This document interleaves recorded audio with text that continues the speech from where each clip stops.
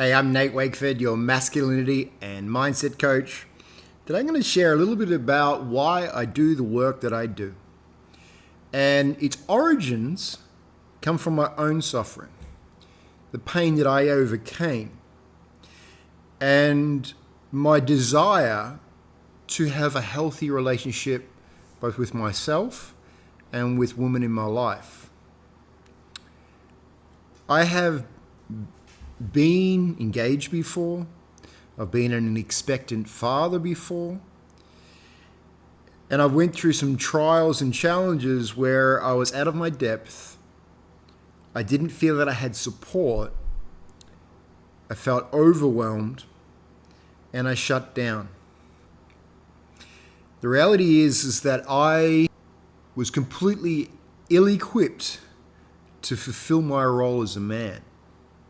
And it's what I see in many men in my community.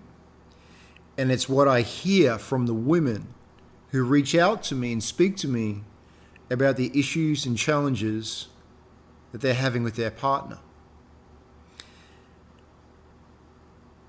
And I want to say that the way home, I believe, is with compassion. It's unfortunate that we live in a world where men are not prepared for the role that is expected of them. It's unfortunate that in not being well prepared, many men choose to check out. They choose avoidance, they choose comfort-seeking behaviors, whether it be drugs and alcohol, games, anything that detaches them from reality, rather than confront and face what it is that they need to. Because in their world, it doesn't matter subconsciously if they tried, because they're not likely to succeed. And whatever they do, they're likely to experience some sort of scorn or reprimand or criticism or blame or shaming, even despite their best efforts. I know that because I felt that at times.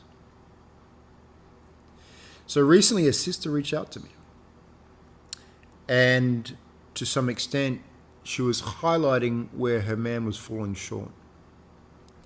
And like I said, I empathize, I have compassion. But I don't just have compassion for her, I have compassion for the man. I have the compassion for a man who's doing his best.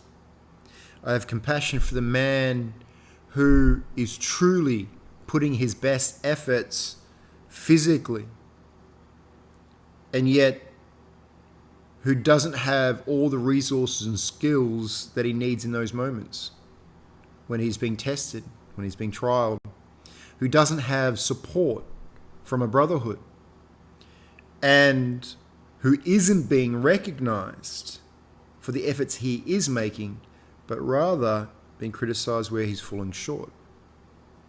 And again, I have empathy. I have empathy for the woman who feels overwhelmed, who feels unsupported, who feels that she has a man that doesn't fulfill everything that she is being told she should expect from a man, but also everything that would help her to feel safe, help her to meet the overwhelming intensity that she's facing in her life. But here's the thing.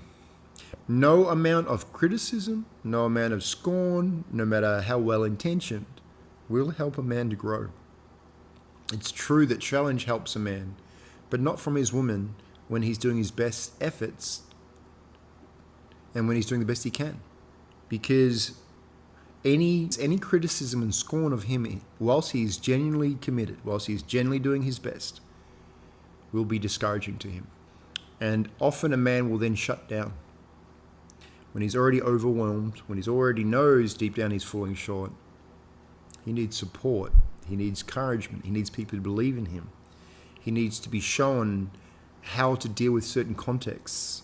He needs to build up his resilience, his strength. He needs to have people believe in him even when he stumbles. We are all on a learning journey. a discovery of awareness. We are all beginning incompetent and learning how to become competent in our roles. We aren't born with it. We need to become and build the versions of ourselves that fulfill the roles that we're here to do, both in our families and with regards to our mission and life purpose. And the unfortunate reality is that when a man is criticized, when he's scorned, he has really two options. One is to meet that combative energy with fire, and so then that further fractures the arrangement. He has the option to be quiet, shut down, if he doesn't want to be aggressive, which makes him become numb and resentful. Or he can acquiesce and become compliant, which makes him weak, and then his woman will disrespect him. And he falls into her frame, and therefore she becomes his mother. These are not good options. The other option is a woman expresses her desires. She expresses her need to feel safe from I language, and she avoids being critical of him. Instead, she invites and supports him to gain accountability to his word and the promises he makes, to be supported by a brotherhood, and to learn the lessons from more mature men, wise men, who have the lessons within him that he isn't familiar with yet, that he hasn't integrated. And this would happen a lot more naturally if we were in community, if we were living in accordance with natural law. Because in those environments, it's easy to see relationships in conflict or hear them, and for men to approach those men and speak to them. But because we live in a fragmented environment where we're not living in proximity to each other, so much of this is faced alone. And so women go through life without the care and support they need from their sisters, who should otherwise be in proximity. And men go through life without the support as they meet the ordeals and challenges without the insight, encouragement, and support of their brothers. This is a big part of the reason why I've committed to building a community, is because I think we are communal creatures that need community and need to exist in community to live in a healthy way. But we're also so detached from how to live in community and so uneducated in how to live in community because we have lived in a fragmented way for a long time.